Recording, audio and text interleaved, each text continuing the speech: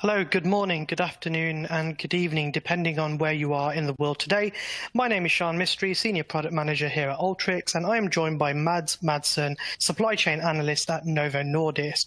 Today, we will talk through how you can remove the system and leave a data-driven legacy, leveraging Analytic Process Automation.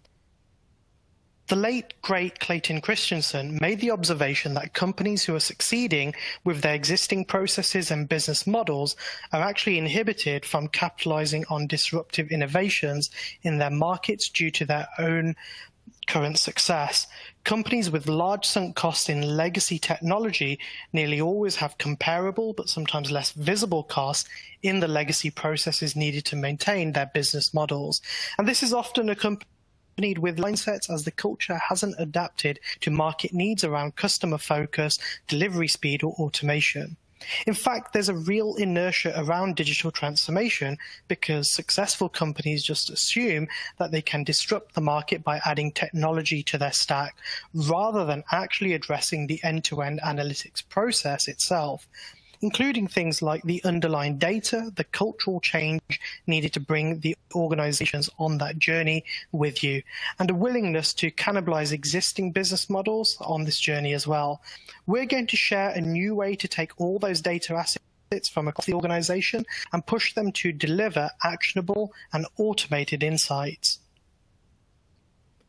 Now, data-driven organizations utilize data to inform or enhance processes, decision-making, and even revenue models. Data-driven businesses systematically and methodologically use data to power business decisions. According to Forrester, data-driven businesses will earn $1.8 trillion by 2021. However, 69% of businesses in 2019 have not yet to even create a data-driven organization, and only 28% call out that they even have a data-driven culture.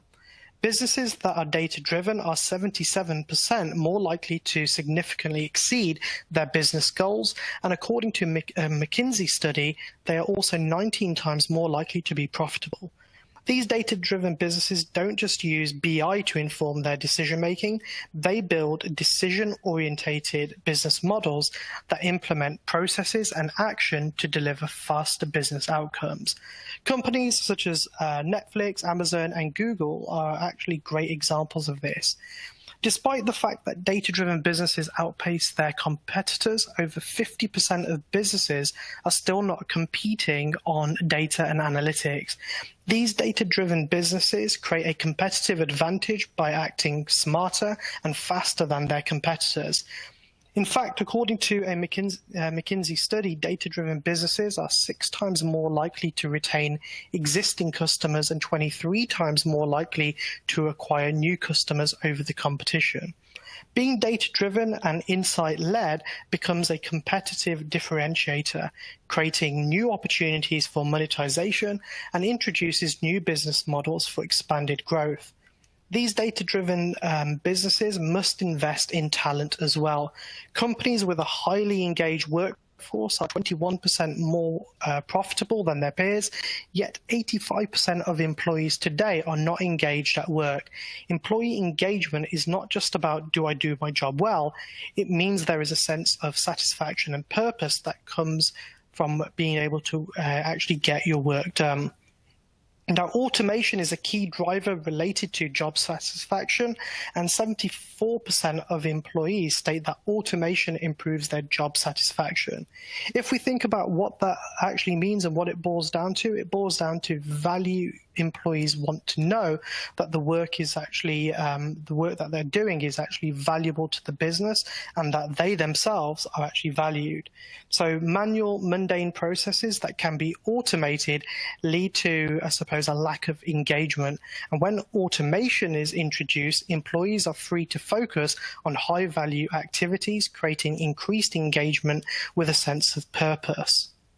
Now, data-driven businesses grow at an average of more than 30% annually, which translates to exceeding business goals, outpacing the competition, and delivering a highly engaged workforce. Businesses that want to lead the market have to make that shift from being data-driven and actually insight-led.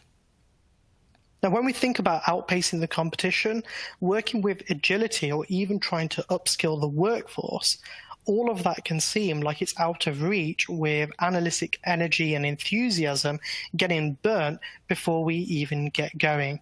And that's because it's actually hard to keep up when 7 hours of our working week on average goes to or is spent on manually extracting data from legacy systems and then trying to manually update your data sheets or producing all of those weekly reports that have somehow become the job rather than driving the business forward. And with all this manual intervention and time-consuming rework, it's absolutely no wonder that 60% of us are frustrated and fed up with our current solutions. But what do most of these analytic processes look like when we go under the covers? The truth is that more often than not, it's a fragmented process full of these analytic choke points between teams, legacy technologies, and data. We might have IT using a heavy blend of legacy point solutions, often in control of the data itself. And then you might have IT and analyst data workers doing a lot of that data cleansing, preparation, and delivery, again, leveraging whatever legacy they inherited from their predecessors or another team. Then there might be a series of handoffs or blindly throwing it over the wall to maybe geospatial or data science teams, or even more IT or analysts in order to handle some of that deployment. Now, all of this is happening before those insights can be put into the hands of your analysts or business decision makers. We see a lot using technology designed for a different type of user, but left with another team to struggle with learning, upskilling the users on how to use it, which in turn is actually burning more and more time. Now, some of the customers that I speak with inform that it was the way that the company has always been because they might have got a good package or deal. So they are tied into those legacy systems, forced to work with it in that disconnected and siloed way. Now, issues arise as the technology that these teams use is so fragmented and one legacy technology does not lend itself to another team. This could lead to technical debt of purchasing numerous legacy point solutions, causing increased costs across the business itself. Now, as a result of this fragmented culture, a number of questions and challenges could arise. How can we trust the data being used or delivered? Do we even know where the data came from? If not, should we really be classing it as production? Who's in charge of the process? If we think that there's a problem, whose job is it to fix it? Is there any fault tolerance built into the process? If so, what does it actually look like? What happens if somebody leaves? What happens to that knowledge? I can't figure out what this existing process does. I know what I'll do. I'll rebuild it so I can understand it. All of these types of hurdles we are seeing across all businesses, and it's not just related to one industry or even one line of business. So APA or Analytic Process Automation can help with this and help with some of these challenges by automating those inputs from the sources, let's say, to the far left, everything from traditional data platforms, local files, and applications to more modern and diverse sources such as process automation bots, data in the cloud, and external business processing logic that might be leveraged elsewhere in the enterprise. And unifying all of those analytical steps by providing users with over 260 automation building blocks that can cover the full spectrum of an analytic lifecycle. And because of the tight integration of the components in the APA platform, you can start to solve at any point and then progress from there, automating analytical outcomes to stakeholders and business applications on the far right-hand side or wherever they are needed. And what we really see are those first few building blocks still as where users spend most of their time. Without solving these challenges and being able to actually solve those more advanced challenges, those types of use cases become a non-starter. So if you don't actually master and get the most out of your actual raw data, all of that further information could be lost. So all of this can be possible from a single platform, which should be able to be accessible by all users that operate it in a free and code-friendly way. Now, once your analytic processes are built, it doesn't have to stop there. you can actually start to scale and automate your processes through self-service scheduling, centrally allowing users to deploy and share their insights, safely and securely govern all of those analytical assets that can meet the business needs for either on-premise, cloud, or even some type of hybrid infrastructure. So this way you have no more duplication. You can start reusing and collaborating, allowing you to spend your time on more higher value problems in order to help drive the business forward. What I'd like to do now is pass over to Mads Madsen to share his insights on how Novo Nordisk have adopted the Alteryx APA platform to help create a more data-driven or leaving behind a more data-driven legacy utilizing APA. Mads, over to you. Thank you, Shaan. So, yes, I'm Mads, and I work for Novo Nordisk. I'm happy to be here to talk about one of our current projects for our data pipeline. But first, let me introduce myself. I'm an engineer from the Technical University of Denmark. I'm specialized in industrial engineering and management. At Novo, I work as a supply chain analyst, and my primary tools are Alteryx and Tableau. I will give you a short introduction to Novo, our current challenges with, and how we are improving one of our data pipelines. Novo is a pharma company delivering life-saving treatments to more than 30 million people in 170 countries. We have more than 43,000 employees across the world. Our headquarters is just outside Copenhagen in Denmark, but we have production and sales all around the world. I'm placed in the supply chain organization in a team called Supply Chain Analytics. So in our team, we enable data-driven decisions throughout the supply chain, all the way from sourcing to the first paying customer. We are translating all the processes and systems into data like production, inventory, and orders. And recently I took over the one for production data. Here you see an overview, a simplified overview of our production data pipeline. We use the data to monitor the global production processes. As many other companies, we are fighting the whole IT landscape, which is scattered among different systems and local files.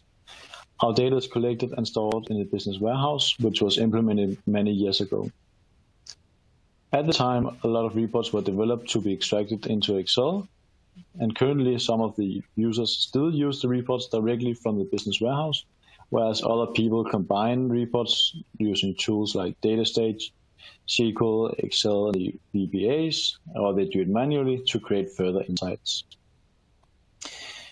In the current setup, our responsibilities and ownership is split between the different stages, and no one really have a complete overview of what is going on.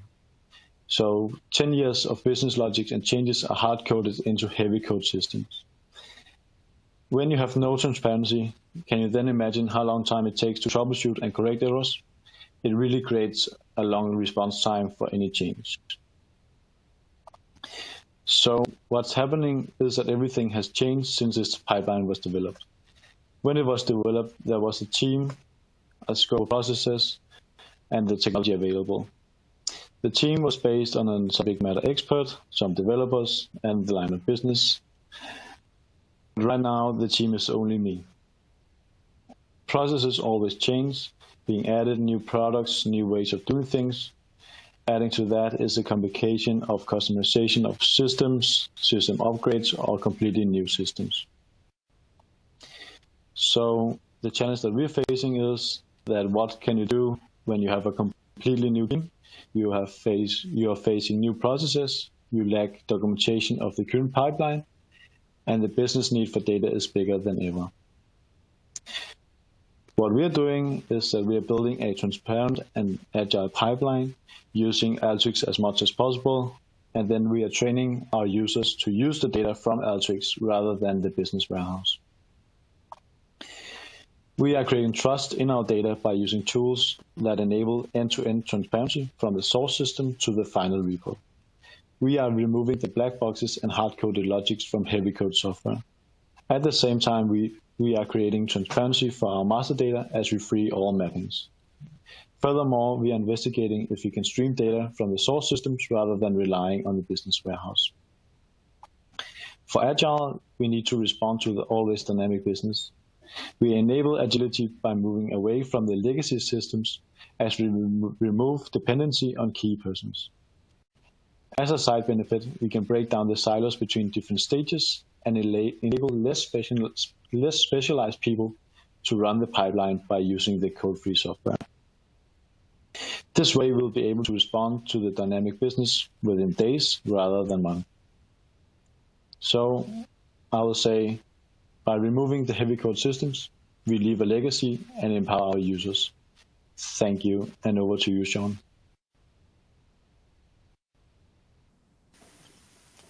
Thank you, Mads, for sharing your insights on how you tackle this legacy shift at Novo Nordisk. As Mads mentioned, that manual approach used to burn a lot of their time to value. Extracts that constantly had to be manually massaged to get into any meaningful state, reducing those error-prone, brittle processes. Tie in with their wider ecosystem, working in harmony for their BI applications, so using the right platform for the right job. Just the simplicity of visually walking through the steps so everybody can actually understand what's taken place. So being able to not only save time, but actually have better quality control and governance on the whole analytic lifecycle. Now, for most organizations, the pressures of solving these challenges will only increase. Data, more variety of data, and growing demands from your organization to transform raw data into insights faster than ever before. So how do we deal with more questions? Well, we need to first take back our 7 hours a week through analytic process automation, through repeatable processes with clean, reliable data, and then actually investing that hard-won time to actually level up and answer better questions to deliver higher value insights. As our velocity increases, we've got to keep focus on transparency, on explainability. We've got to minimize the human error in the processes through good quality, repeatable work where the analysis isn't spread across 5 or more legacy systems. These are the foundations in order to create a long-lasting, data-driven legacy. And with that, I would like to thank you all for joining today, and special thanks to Mads for joining us and providing his insights as well. Thank you, everyone.